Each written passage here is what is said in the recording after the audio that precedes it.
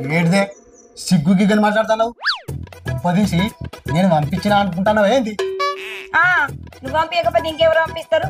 నువ్వే పంపించినావు. నీ అదృష్టం మంచిగుండి వాడు తప్పించుకున్నాడు. లేకపోతే నా మిమ్మల్ని ఇద్దరిని. ఇగో నువ్వేమన్నా భరించుకుంటా కానీ నా నేను నిందలతో మాత్రం నేను భరించుకోను. నాకేం పనే మీరు పంపించడానికి? ఆడెవరో నాకు తెలియదు. తెలియదు అది ఏ నాటికైనా బయట పడదా? అప్పుడు చెప్తే నీ సంగతి. బయట ఎట్లా పడుతుందా?